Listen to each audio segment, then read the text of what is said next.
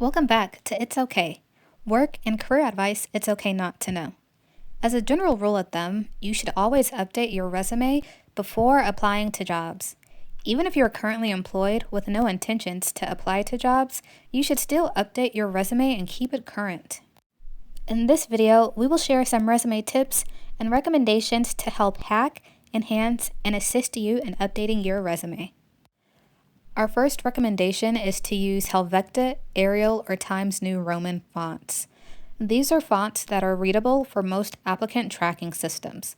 When you apply to a job, your information is uploaded into an applicant tracking system. The system is scanning your resume for keywords and giving your application a rank based on its finding. The second recommendation is to remove references available upon request. Unless the job posting specifically says to include references, you will be asked to provide a specific number of references. Therefore, you can remove this from your resume. The third recommendation is to save your resume as a PDF. If you have ever worked between a Mac and a PC, you know the struggles of documents either not opening or the format being off.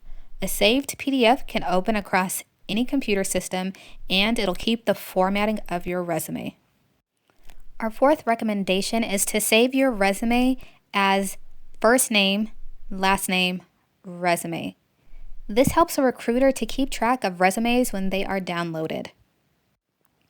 Our fifth recommendation: if your commute time from your place of residence to the position you are applying to is fairly far or long, we recommend removing the street address and only leaving your state and zip code on your resume. The sixth recommendation: in the U.S., the U.S. Equal Employment Opportunity Commission has outlined that an employer may not discriminate on an applicant based on the person's birth date, marital status, or religion.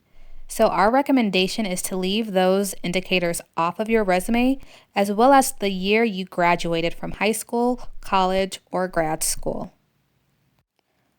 Our seventh recommendation: unless you are fresh out of college, remove anything high school related unless it is relevant to your current experience, such as a journal publication. Our eighth recommendation is to check your formatting and make sure it is consistent. Make sure the indentations match up, and if you use bullet points or dashes, make sure those are consistent throughout your resume. Our ninth tip is to define acronyms. If you use acronyms on your resume, make sure that you define them. For example, CPA. Is that a certified public accountant or cost per action? Leave no room for error and go ahead and define the acronyms. As always, thanks for watching this episode of It's Okay. Work and career advice it's okay not to know. We hope you find these tips and recommendations to be useful. As a reminder, make sure you like, subscribe, and leave a comment below.